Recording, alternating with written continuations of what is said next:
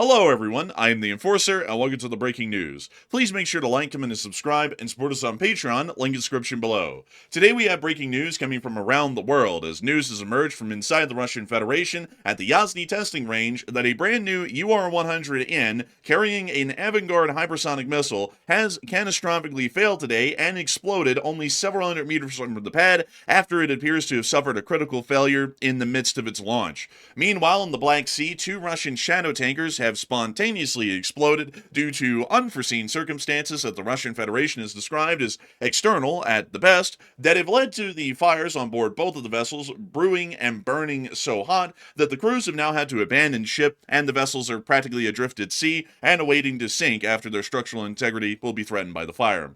Meanwhile, the Russian Federation is continuing to put more pressure on the United States and Ukraine in a negotiating position by claiming that the Zelensky government is illegitimate and that they would not allow the Zelensky government or President Volodymyr Zelensky to sign any peace deal with the Russian Federation's government, making it incredibly clear that there is no way to end the war because Zelensky's government will not be removed from power due to the constitutional limitations inside of Ukraine.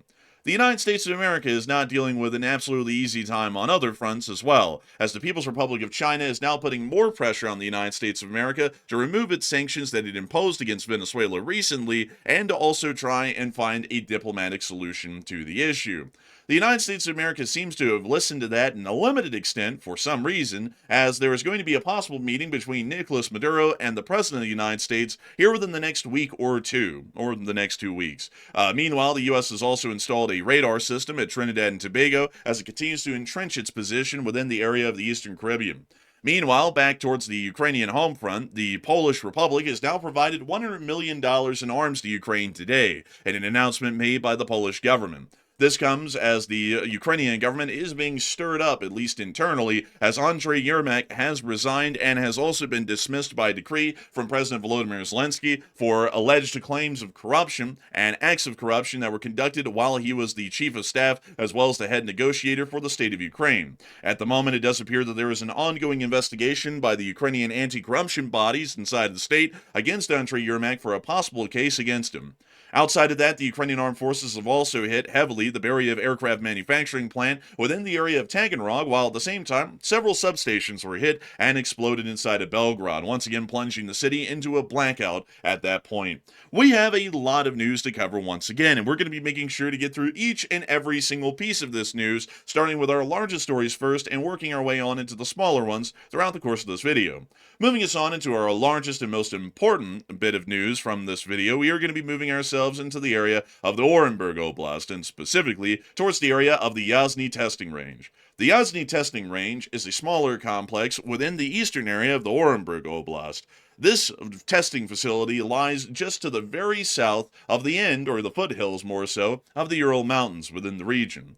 This testing facility is somewhat important as the 13th Guards Missile Regiment, which operates the UR-100Ns and UR-100N UTTHs, which are equipped with the Avangard Hypersonic Glide Vehicle system, use this testing range to be able to conduct launches of the UR-100N system, also known as the SS-18 or the SS-19 ICBM system here within the Western world, or at least by its reporting name.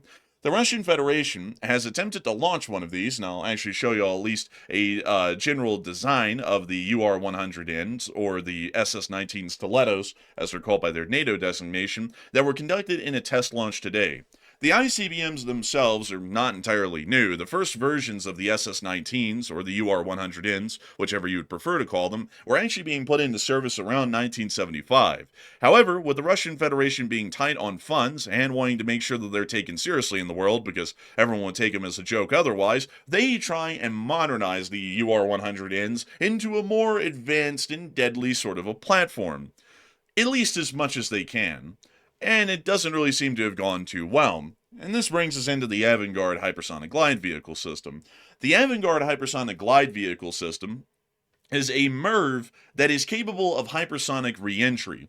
Now, something that's a little bit interesting about this, and I don't really know if the Russians are just misunderstanding what a hypersonic glide vehicle is, or anything along those lines, but every single warhead from a MIRV, from a multiple independent re-entry vehicle, is almost always hypersonic. When they're about to hit their target, they're still going about Mach 8 or Mach 10, so it's not really like they're short on speed, so I don't really know what the point of the Avangard is, but the Russians claim that the Avangard allows for the independent warheads, once they're released from the MIRV, to travel at a far higher speed to their target, and making it a lot more difficult to be able to intercept them.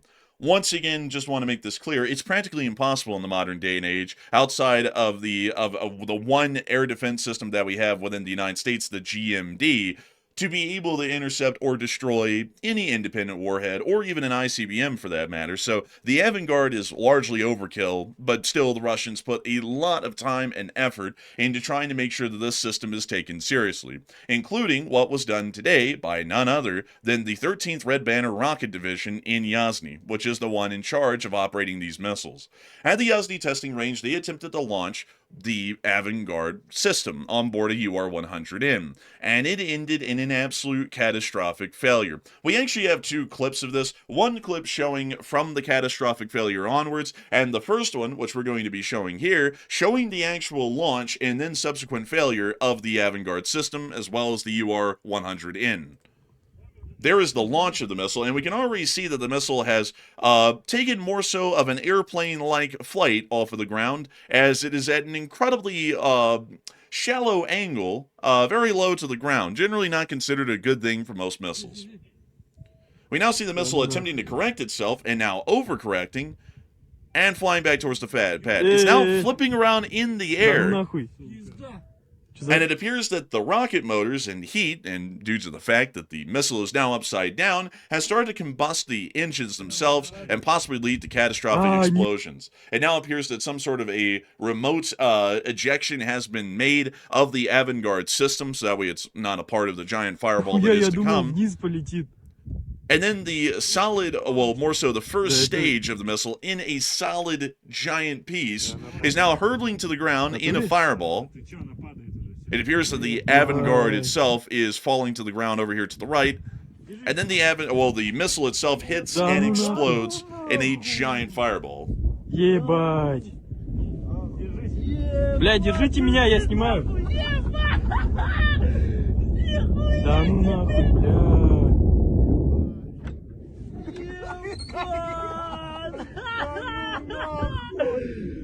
Что, упало? Да, упало. Бах. Машину, защиту! It doesn't look like it turned out to be a successful test. And once again, for the Russian Federation, which has suffered an endless amount of failures on their nuclear testing fields throughout the entirety of the war in Ukraine, this is another embarrassment for the Russian Federation and the Russian state as a whole. From what we were able to hear, at least from the aftermath, the smoke cloud that was rising was obviously toxic. You can look at that and easily tell that it's toxic. Nevertheless, it's a cloud of violet-colored smoke that is toxic, filled with multiple different kinds of materials and chemicals that were used inside of the propellant of the missile that is rising in the air around the test site. Apparently, we've also been able to hear afterwards that the Russian Federation is apparently dealing with a very large fire that's basically encompassing the entirety of the Yasny testing range. That right there is a little sliver of the Yasny testing range I was just showing y'all a moment ago, and this giant red block here is what the firm satellite from NASA confirms to be the area that's on fire. So basically, the entire plain around the Yasny testing range is now on fire at the moment. It's not an incredibly good look for the Russian Federation to have another ICBM failure like that in their tests. The United States of America has conducted multiple ICBM tests throughout the years, and the amount of failures that we've had have been wildly small compared to the number of launches and tests attempted. The Russian Federation right now is running on average more than a 50-50 chance of failure, with the larger majority chance being a critical failure more so than a success, with practically all of their missile tests. The only one that we've heard of recently that has succeeded was the Beriev nuclear-powered cruise missile, but the Russian Federation has provided absolutely no proof in video and picture evidence to actually show that that launch or test was ever conducted at all. So we do not even know if that was even a real test. It may have more so just been a propaganda claim with absolutely nothing to verify or prove if it actually happened or not.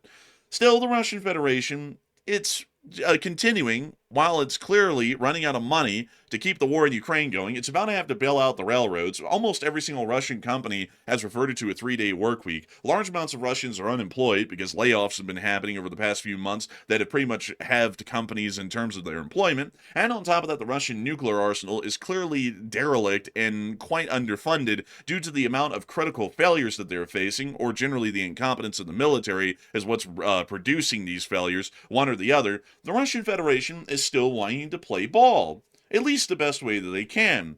They are now claiming, according to Dmitry Medvedev, that the corrupt government surrounding the expired Kiev clown has crumbled. He may still be sitting in his office, spewing cocaine from his nose, but he won't be the one who signs the peace treaty. The buffoon is illegitimate. The collapse of his system is inevitable. I guess when the Russians lose another guy to another anti-corruption scandal, I guess that's nothing to the Russians. I guess that's just another day. But at the same time, Medvedev is making it quite clear, as we generally assume that he is a minor spokesperson of Putin, and whatever he says is approved by Putin, to generally show his true feelings without him being the one to say it. Basically, Medvedev is Putin's anger translator, if you want to put it that way. Medvedev is making it quite clear that they're still not going to recognize the legitimacy of the Ukrainian government in any peace negotiations, meaning that the Ukrainian government can't even talk to the Russians to end the war ever, in any form, because the Russians consider them to be an illegitimate government. So, this is once again putting quite a damper on any sort of an attempted peace talk with the Russian Federation, because you can't have a peace talk with a country that isn't even willing to talk to the other country and treat them like a legitimate country to end the war. So the Ukrainians have resorted to what they know best, which is just obliterating the Russians, at least where it counts. Down in the Black Sea today, near to the coast of Turkey, a report came out on a situation that was involving what appeared to be a tanker at the time. It later turned into two. Today, according to RIA Novosti, a tanker caught fire in the Black Sea off the coast of Turkey due to external influences, aka the Ukrainians blew it up. The Turkish Maritime Authority reported on Friday that the crew is being evacuated. A report was received that a fire broke out due to external influence on the tanker Kairos, which was en route to Novorossiysk without cargo, 28 miles off the coast of Turkey. The condition of 25 crew members is normal, the department reported in a press release. The tanker under the Gambian flag is currently in the Black Sea. Rescuers have been dispatched to the vessel to evacuate the crew, the department noted. We also were able to then hear that it wasn't just one ship, it was actually two. Two Russian tankers had exploded due to quote-unquote external circumstances within the area.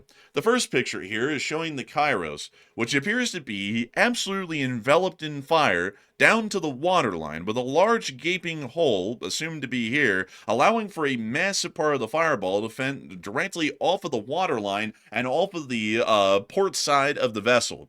Additionally, we were also able to see the Virat, or the Virat here, whichever way you want to call it, also on fire as well, although we couldn't really get close enough to the vessel in this picture to tell exactly what kind of fire it was, what side of the vessel it was on, and what area of the vessel it was in, whether it was towards the fore, amidships, or aft part of the vessel. It was a little bit unclear at the moment exactly where the fire had broken out in the Virat, but nevertheless, both of the crews have been evacuated, and the vessels are currently adrift at sea, engulfed in an inferno, and will soon be sinking. These sorts of fires are very hard to recover a ship from, and many people will wonder, well, why in the world would a ship sink when it's made out of steel, just from a fire? Wouldn't steel be able to survive a fire? Well, not necessarily, actually. The heat from these sorts of fires can actually start to warp the bulkheads of the vessel, and can also lead to the buckling of the welds that hold the ship together. This can allow for the egress of water into the vessel and the catastrophic loss of the vessel in the end due to sinking, due to the structural integrity of the vessel being compromised. So both of these vessels are practically lost effective at this moment, since the crew has now abandoned the ships, and it appears that the fires are raging wildly out of control.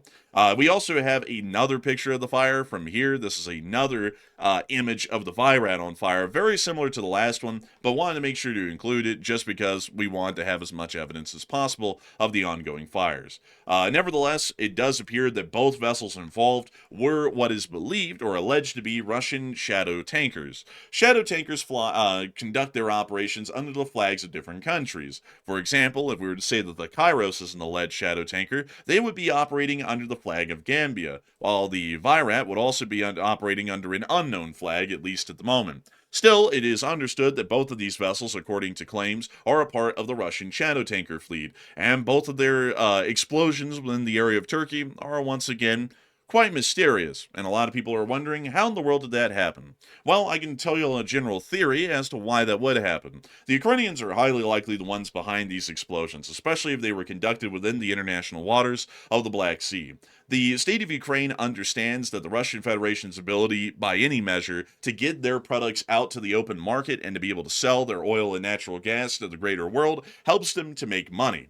So what the Ukrainians are trying to do in multiple ways is create an effective blockade of Russian oil from making it into the greater world. Phase 1 of that plan was to attack the Russian oil refineries and gas plants themselves and try and knock those offline to the point that they were generally in a humongous deficit, to the point if they produce any oil and natural gas, it's going straight to the Russian public instead of being exported around the world. Phase 2 of what we've seen of the Ukrainian plan to blockade the Russians' oil has been to directly attack the ports themselves that ship the oil into the greater world. Russia has 4 of these on their western coast, 2 of them down here in the southern part of the country, Novorossiysk and Tuapse, and then further on up in the north they have Ust-Luga and also Primorsk. Out of the 4 of these, they have hit 3 of these ports, except for Ust-Luga, leaving Ust-Luga as the only fully operational oil loading port within the entire area, which is once again significantly reducing the amount of output that they can put into the world to sell, and it has reduced that, crazily enough, by 35% within a single month. Now, the third phase of the plan appears to be that if the Ukrainians get the opportunity or the chance, they are going to start obliterating Russian ships at sea, or Russian shadow tankers, that are attempting to carry Russian oil, so that way, even if the oil refineries were operational, and even if the ports were operational, which none of them are, the ships aren't operational to even pick up or carry a load of oil because they've been sunk somewhere within the Black Sea. So generally that appears to be the new Ukrainian plan at the moment. They are attempting to have a triple redundancy to their attempt to blockade Russian oil and to generally bankrupt the Russian government at large.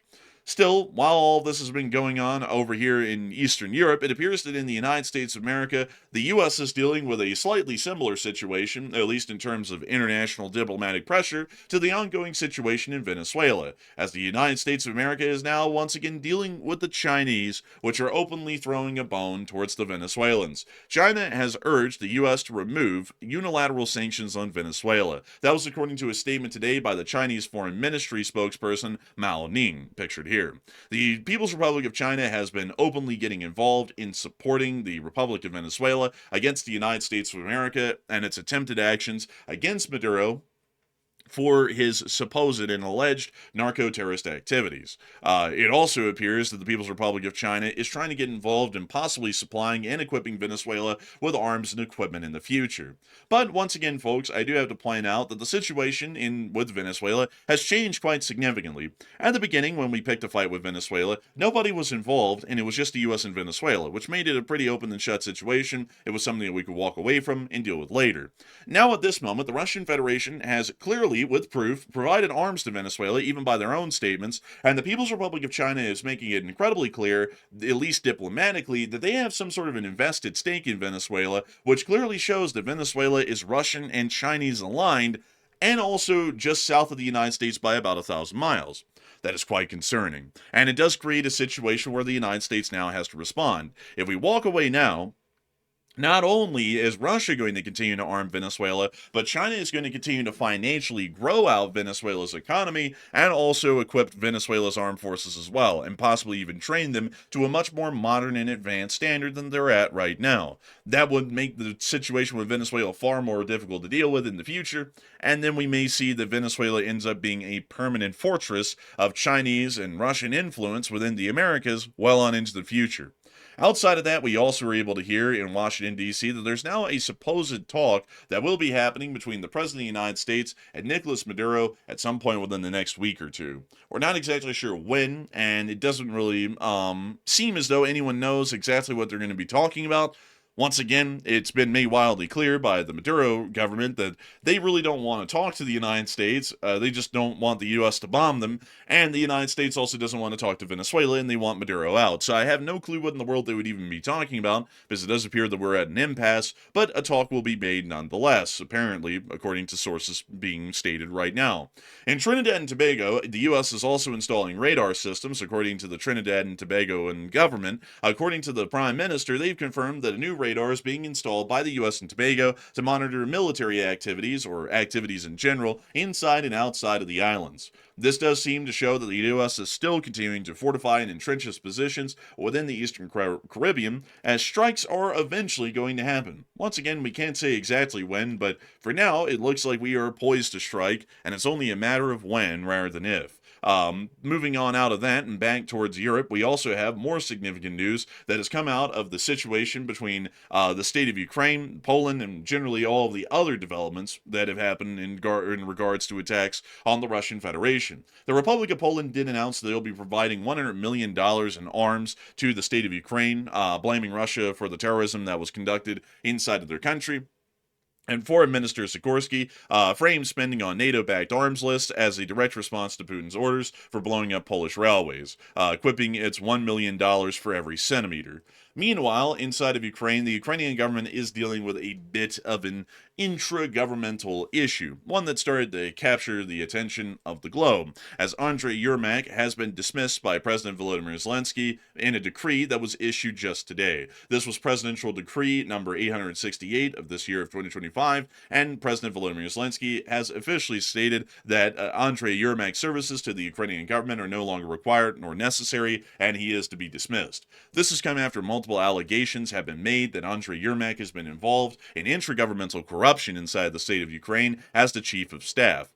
This situation has ended up becoming one that the Ukrainian government has had to take action on, and not only did Andriy Yermak largely resign this morning, but he was also dismissed by Zelensky as well. Many people have been making issue of this and stating that there is an endless amount of corruption inside of the Ukrainian government, and while I cannot disagree that there is certainly corruption inside of the Ukrainian government, I think that everyone has to remember that there is always a prevalent amount of corruption within every government, and also, largely for the fact that we're fighting the Russians right now in this war, and supporting Ukraine by extension, so involved by proxy in a sense, it doesn't really matter if they have corruption inside of the government, because what is the alternative?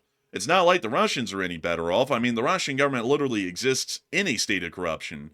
They are endlessly getting people for corruption scandals. They removed some of their top officials for corruption.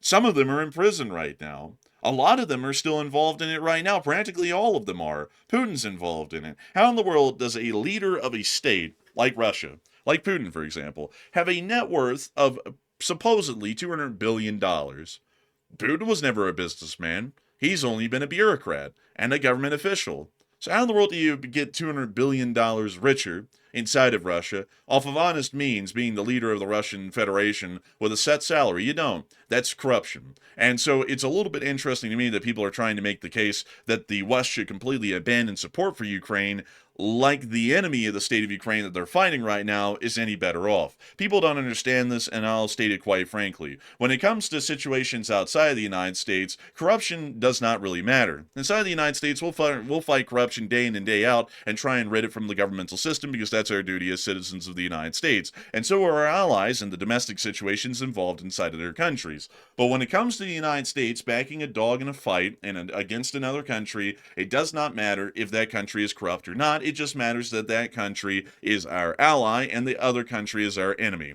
That's the way it was when we supported multiple different conflicts throughout the world, including in the Korean War. We backed the South Korean dictatorship that was run by Syngman Rhee, along with many other South Korean dictators, all the way up until the 1980s. Taiwan was run by a dictatorship led by Chiang Kai-shek, who was once the leader of all China and then ended up only being the leader of Taiwan after they lost the Chinese Civil War and had to live in exile on the island. He instilled what was called the White Terror, which ended up killing around 10,000 Taiwanese people in state-ordered purges due to their believed lack of loyalty. we still supported the Taiwanese government. And eventually, South Korea and Taiwan both became incredibly upstanding, democratically aligned nations that also have democratic forms of government. That is the same situation that we're dealing with in Ukraine. And while some people may say that corruption is bad, and I certainly agree, I see no reason that the United States should be getting involved in internal Ukrainian affairs when our primary focus is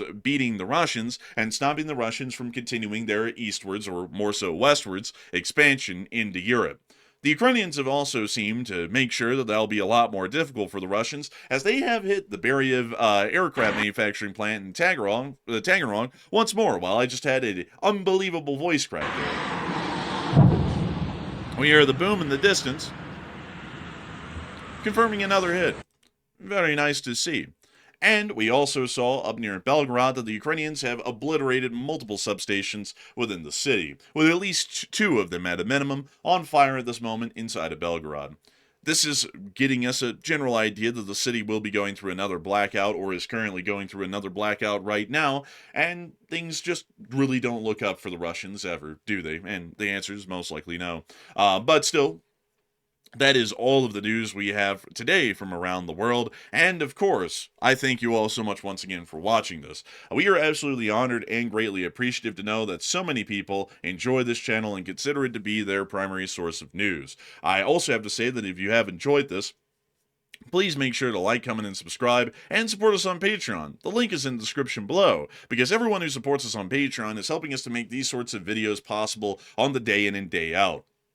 So humongous thanks to all of y'all so much once again for watching, and we will see you all tomorrow for the next short war summary, if there is enough news to make one, or tonight at 10 p.m. Eastern Time to cover the next 48 hours of the news from around the world. I hope you all had a great Thanksgiving for our folks here in the United States, and of course for everyone else around the world. We will be seeing y'all tonight. And so with that, thank you all once again for watching, and we will see you all then.